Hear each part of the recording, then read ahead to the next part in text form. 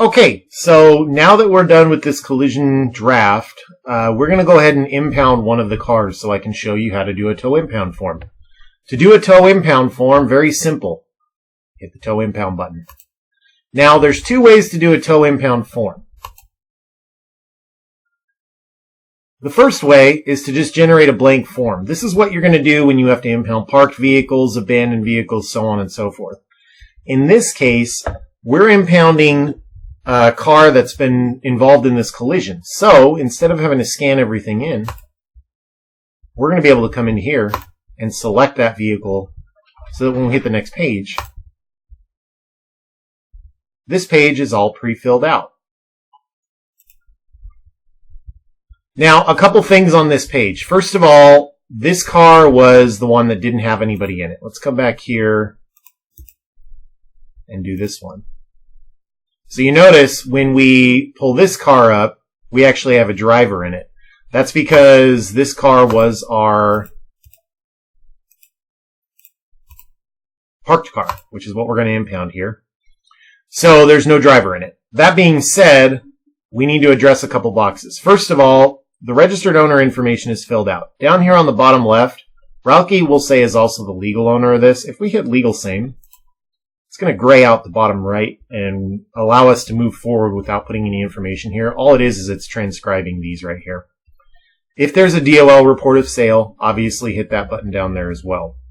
For the driver itself, we can either scan a driver's license or manually enter driver information here, had there been one. Now, this vehicle didn't have one in there, so we're going to say abandoned vehicle. All the abandoned vehicle button here is if the vehicle was truly abandoned or if it was parked and there was no driver to it, we can hit that and that will gray out the requirement to put this info here. Finally, going down the left side, and we're kind of skipping around a bit, but it's pertinent to show you a certain order. All this information is filled in except for a couple things. Like I mentioned previously, the color of the vehicle actually matters on the impound form. There's Washington Administrative Code that requires tow companies to have that, so we have to record it. So I have to put the color there, and as far as mileage goes, you have to make a good faith effort to get the mileage. That being said, my personal opinion is in a post-Gantt world, in a post-State v. Snap world, I'm not going to get into anybody's car for the sole purpose of getting mileage. I usually try and read it while I'm doing my inventory search on the vehicle. So if you can read it, great. If not, you can hit unreadable. Same thing with VIN. If you hit this unreadable button, let's say this is a really bad vehicle and all the VINs have been scratched off of it. If I hit unreadable, it'll get rid of the requirement to have a VIN and we can deal with it later. Okay, next page. This is the inventory and search page. These boxes up here, they want you to check everything that applies during your inventory search. Theoretically, there could be a car where none of these things are here, and I'm going to leave them all blank to show you what that does later on in the form. It's not a big deal, but this form kind of assumes that at least one of these would apply, so you're going to get a soft error later, and I'll show you what that looks like. Driver side evidence and passenger side evidence. This is more for search warrants. If you're going to get a search warrant on the car, or you're going to take pictures from the outside from open view, I guess, you can document where those things are on here. The inventory of the car. This is where you're going to do an inventory search to protect the property of the person who owns the car. This is where you're going to document all those things. Obviously, follow your department policies on inventory. I personally will always inventory a car because I don't want to be accused of leaving stuff in the car, or even worse, have somebody go and accuse me of stealing something. So follow your department policies, your personal discretion, but if you inventory the car, that's where you're going to put the stuff right here.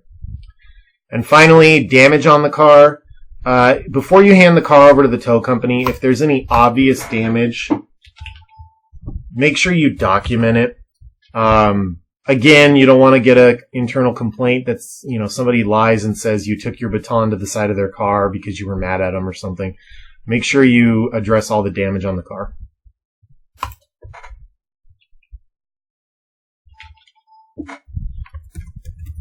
Okay, once we get that done. Now, where we could skip this page on every other form, we can't skip it without putting a narrative here. That's because they assume when you're doing a tow form, the scene pretty much should be safe anyway. So it's okay to sit there and document it. Plus, you're going to have to give this to the tow company before you leave. So we have to have a narrative.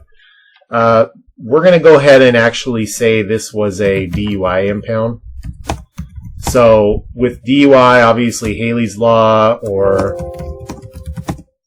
something along those lines as to why you are impounding the car. So next page is the general information at the top of the form. Non-impound tow, I've never used it. That's basically like, officer, can you call me a tow company to take the car to my house? Private tow. You don't have to do paper on private tows or AAA tows, unless your agency has policies requiring that. I've never personally used these two. Evidence, this is going to be if I'm impounding a car for a search warrant, or taking it to a lot to otherwise be held. Seized under 6950-505, this is going to be your narcotic seizures.